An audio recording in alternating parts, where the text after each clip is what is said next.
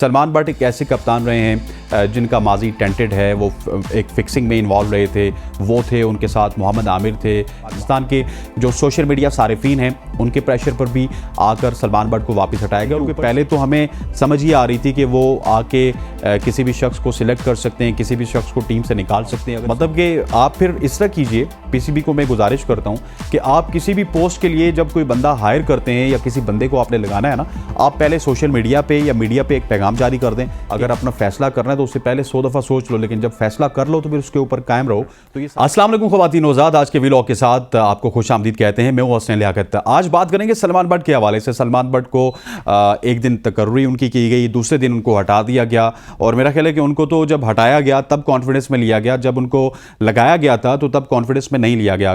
2 दिन पहले जब वहाब रियाज ने बात की कि सलमान बट से मैंने फ़ोन पे बताया उनको कि आपको हम हटा रहे हैं, तो तब उनको पता चला कि उनको लगाया भी गया था। अब सलमान बट को क्यों लगाया गया था, क्या उनको सही हटाया गया या नहीं, इसके ऊपर बात करेंगे। देखिए, सलमान बट एक ऐसे कप्तान रहे हैं जिनका माजी टेंटेड है, वो एक फिक्सिंग में इन्वॉल्व रहे थे, वो थे, उनके साथ मोहम्मद आमिर थे, मोहम्मद आसिफ थे। मोहम्मद आसिफ और सलमान बट ने तो आखिरी वक्त तक माफ़ी नहीं मांगी थी, लेकिन आमिर एक ऐसे खिलाड़ी थे जिन्होंने माफ़ी भी मांगी, फिर उसके बाद सज़ा भी काटी और उसके बाद पाकिस्तान क्रिकेट टीम की नुमाइंदगी भी की। आखिर में आके सलमान बट ने भी माफ़ी मांगी। अब देखिए कि एक शख्स को उसने जुर्म किया, उस जुर्म के ऊपर उसकी सज़ा हो चुकी है, तो उसके बाद उसको क्या जॉब मिलनी चाहिए, नहीं मिलनी चाहिए, आज भी एक सवालिया निशान है। पाकिस्तान के जो सोशल मीडिया सारिफीन हैं उनके प्रेशर पर भी आकर सलमान बट को वापस हटाया गया, और ऊपर से प्राइम मिनिस्टर को एक्शन लेना पड़ा। जो केयर टेकर प्राइम मिनिस्टर अनवारुल्लाह काकड़, उन्होंने कहा कि आपको मुतनाज़ा शख्सियत को किसी भी पाकिस्तान क्रिकेट बोर्ड के ओहदे पर नहीं लगाना चाहिए। अब बहुत सारे लोगों की राय है कि जो सिलेक्शन का ओहदा है ये बड़ा पावरफुल है। फिर वहाब रियाज आके कहते हैं जी कि मैंने तो उनको सिलेक्शन कमेटी का मेंबर नहीं बनाया था, मैंने उनको कंसल्टेंट बनाया था।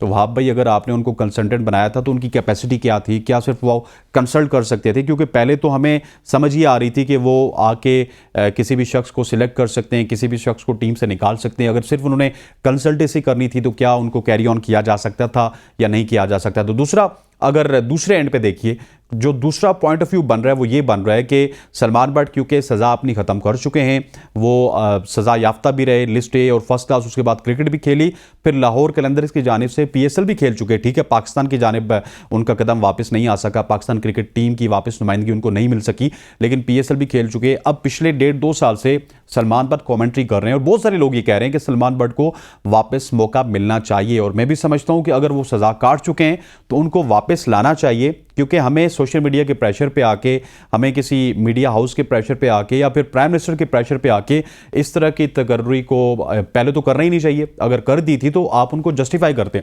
मैं उस दिन वहाब रियाज की प्रेस कॉन्फ्रेंस से भी यही सोच रहा था कि वहाब रियाज आएंगे और वो जस्टिफाई करेंगे कि मैंने सलमान बट को क्यों जो है वो कमेटी का मेंबर बनाया, क्यों उनको कंसल्टेंट बनाया। लेकिन अनफॉर्चुनेटली वो आए और उन्होंने पहले 2-3 मिनट में ही ये बता दिया कि मैं अपना फैसला रिवर्ट कर रहा हूँ। मतलब कि आप फिर इस तरह कीजिए, पीसीबी को मैं गुजारिश करता हूं कि आप किसी भी पोस्ट के लिए जब कोई बंदा हायर करते हैं या किसी बंदे को आपने लगाना है ना, आप पहले सोशल मीडिया पे या मीडिया पे एक पैगाम जारी कर दें कि हम इसको लगाने जा रहे हैं, आपका क्या मौक़िफ़ है। अगर आपने सोशल मीडिया के प्रेशर पे या फिर मीडिया के प्रेशर पे सारे फैसले करने हैं ना, तो फिर आप करिए ही ना। क्योंकि पीसीबी के इस फैसले से ना सिर्फ पाकिस्तान में बल्कि पूरी दुनिया में पाकिस्तान क्रिकेट बोर्ड की जगह सही हो रही है। ऑलरेडी क्रिकेट बोर्ड में यही जंग चल रही थी कि एक पीसीबी का चेयरमैन आ रहा था, दूसरा जा रहा था, फिर तीसरा आ जाता था, फिर एक अनस्टेबिलिटी होती थी, फिर पता चलता था फैब तक ज़का अशरफ साहब रहते हैं। और अब ये वाली चीज़ें कि एक दिन पूरी दुनिया की हेडलाइंस बनी कि कमरान अकमल को, सलमान बट को और राव इफ्तिखार अंजुम को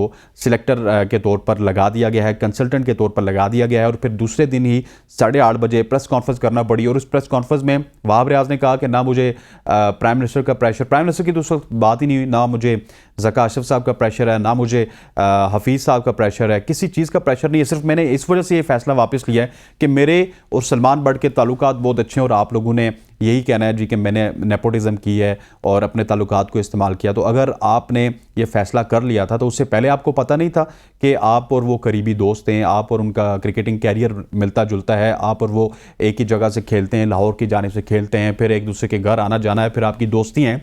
तो ये चीज़ें आपको पहले सोचनी चाहिए थी। उसी तरह एक मशहूर कायद-ए-आज़म का जुमला भी है कि अगर अपना फैसला करना है तो उससे पहले 100 दफ़ा सोच लो, लेकिन जब फैसला कर लो तो फिर उसके ऊपर कायम रहो। तो ये सारी चीज़ें जो है वहाब रियाज साहब ने मेरे ख्याल बाद में सोची, और जिससे पूरे पाकिस्तान क्रिकेट बोर्ड की और पाकिस्तान की जगह आई हुई है। मैं समझता हूं कि इस फैसले से पहले उनको 1000 दफ़ा सोचना चाहिए था, 100 दफ़ा नहीं, 1000 दफ़ा सोचना चाहिए था। और अगर एक फ़ैसला ले लिया आपने तो फिर उसके ऊपर आप जो है वो स्टिक भी रहें। फिर आके आपको ये नहीं बताना चाहिए कि उनका ब्रेन अच्छा था तो हम इस वजह से उनको ले रहे थे। फिर आपको ये बताना चाहिए था कि वो एक ज़बरदस्त क्रिकेटिंग ब्रेन थे, वो क्रिकेट की समझ बहुत ज़्यादा रखते हैं, वो फर्स्ट क्लास क्रिकेट में बहुत ज़्यादा जो है वो उनकी इन्वॉल्वमेंट है। पिछले 1.5-2 साल से वो फर्स्ट क्लास क्रिकेट को कवर कर रहे हैं। इस वजह से मैंने उनको एज ए कंसल्टेंट रखा है। ये बताते तो ज़्यादा बेहतर होता। आज के व्लॉग से इतना ही।